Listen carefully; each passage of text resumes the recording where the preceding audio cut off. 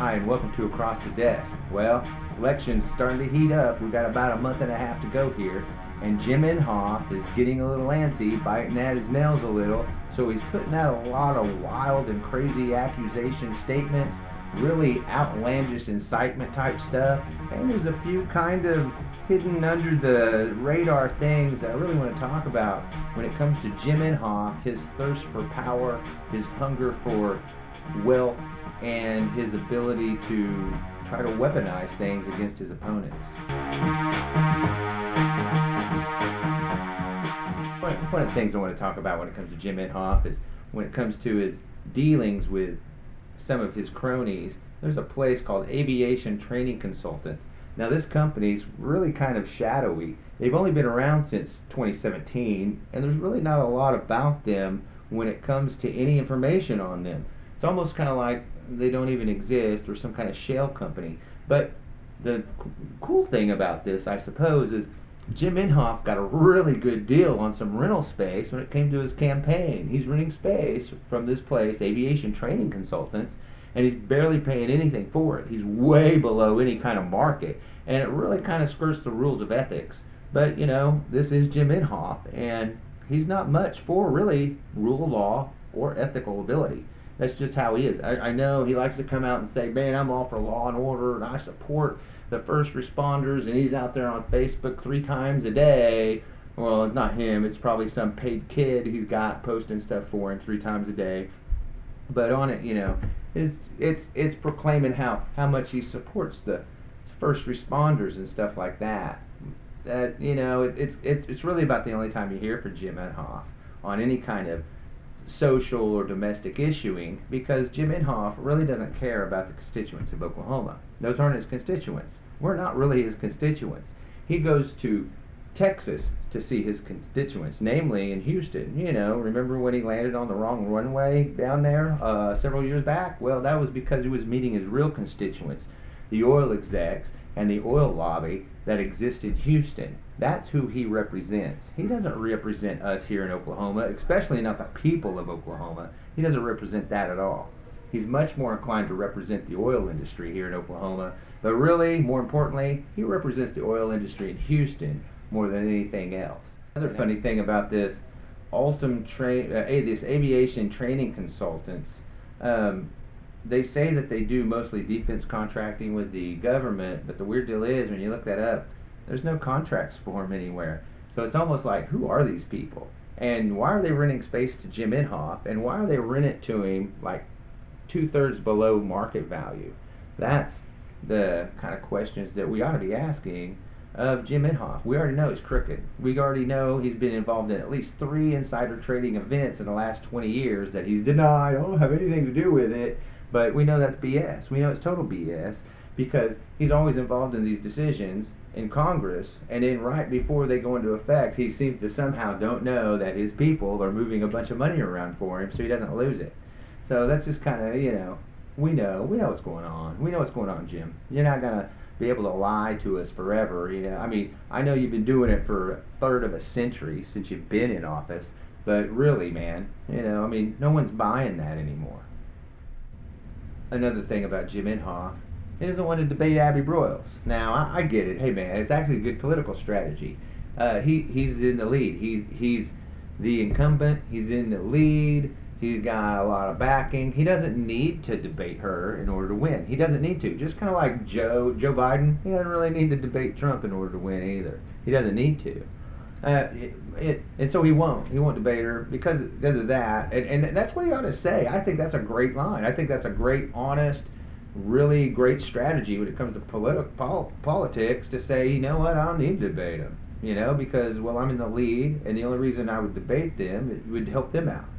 And when it comes to politics like this, you got to think of things like that. I mean, seriously. So I'm not going to damn him for wanting to do that, but what I am going to go at him on is his lies. You know, he says he's not that he doesn't need to because he can win. It's because, you know, well, the voters know all about me. Well, you know what, Jim? That's not really a good thing. They know all about you, all right. They know about your aviation mishaps, your corruption with the FAA when you went at them, when they came at you for some of the illegal stuff you did when it comes to flying your plane. And so what did you do? You used the power of your office in a fit of corruption to go after the FAA. Yeah, we know that. We all know about that, Jim. Of course we do. We know all about you. That's why, people like me are going to vote for you, because we do. We know how corrupt you are. We know how much of a sycophant you are when it comes to Trump. We know how willing you are to lie, to cheat, to steal, and probably even kill to maintain power and your wealth and the power and the wealth of your buddies. You're really willing to do that. And it doesn't take hard long to really figure out that this is really what he wants. Because you can go to his Facebook page, the Inhofe Facebook page, and when you see some of the stuff he writes, some of the vitriol, some of the division, it's all division. Let's put it this way. That's all James Inhofe is on right now, a big division campaign. He's dividing us up. Hey, like what he said on Facebook. Or not even that, not what he said on Facebook, just what he said in the ad. He's got an ad out. This is an actual ad endorsed by Jim Inhofe that says if you're a progressive, if you're a liberal, then you're not an Oklahoman. You're not. Sorry. If you're a Democrat, you're not an Oklahoman. Pack your stuff and leave. And that's basically what he's saying. This is just what I like to call conservative cowardice. Because when they tell you, hey, you're not an Oklahoman if you're this way. If you check that box when you go to register to vote that you're a Democrat, well, you're not an Oklahoman anymore. Even though there's no law to say you can't check that box, you're perfectly legally, constitutional, rightly able to check that box. So why would that not make one an Oklahoman? Why not? Well, I'm going to tell you what this is. This is just more conservative cowardice from Jim Inhofe. Because what we're looking at here is, let's think about this for a second in a logical look and point of view. If there's less and less liberals here and Democrats, well, how easy is that for Republicans to just, not have to worry about anything and win every time? They're already got the game rigged here to where we have about 40% Democrat, but you know what? We only have 14% representation in this state. That tells you right there it's gerrymandered. That tells you right there how rigged it is in Oklahoma when you have that lopsidedness of representation.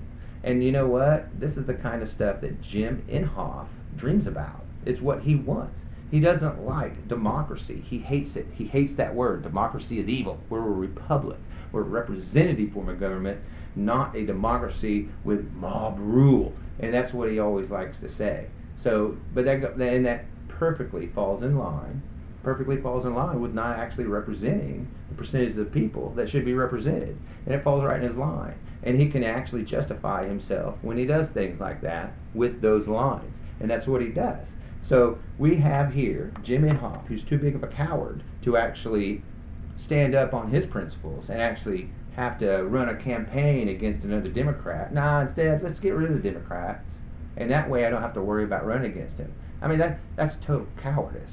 And it is full display on Jim's ad that he put out that says if you're a progressive or a liberal, you're not an Oklahoman. That's just so divisive. If you can't see how divisive that is, that's definitely dividing us up between us, the real Oklahomans, and them, the ones who aren't. And that's exactly what this ad does. And I can't believe he wants to defend that. And he actually hasn't. He's actually come out that this was pretty divisive and everything else, and all you've heard from Jim is crickets. He put his head down low and just, not saying anything about it. Of course, he's going to be 86 next month, so he's probably already forgot about it. So we have to remind him, during his nap or whatever. But that's what you get with Jim Inhofe.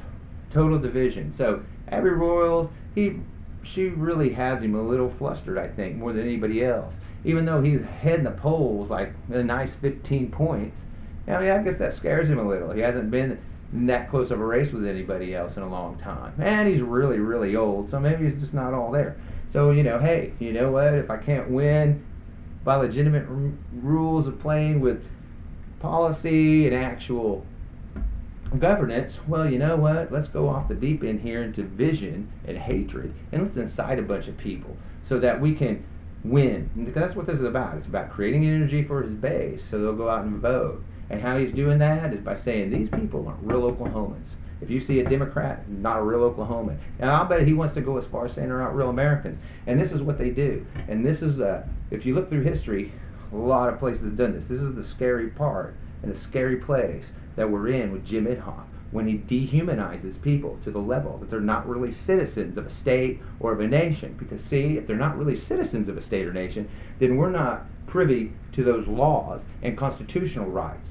That's where see where we're going? See where we're going with this? And exactly where they're going with it. They're going with it, well, if we can justify that these people aren't real citizens or even real people, right? Let's dehumanize them totally. Let's monsterize these people as monsters, as these nice scare words they like to pull out, because we'll incite our people so much they'll be so riled up they'll vote for me. But that's really, and that's their goal. But really, and they know this too. It's also going this to incite people to create violence, and it does, and it has, and they know this. But you know what?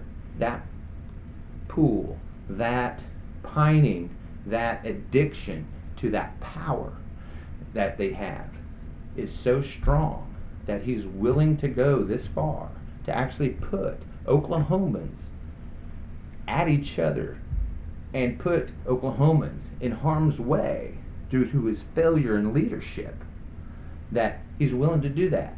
He's willing to do that to maintain power. It keeps him in power that we kill off a few liberals. He's absolutely really good with that. You can see it in his Facebook post. You can see it on the people that support him that post on his Facebook page that he never does anything about, never deletes their post, never comes on, nobody else ever defends, say, hey, this is a little too far. But there's people on there right now posting things about, you soy boys ain't gonna make it. Or, we're getting tired of your crap and we're gonna gun you down. No, seriously, this is what they're saying. And they're following Jim Inhofe's cue on it. And it borders on terrorism. It really does.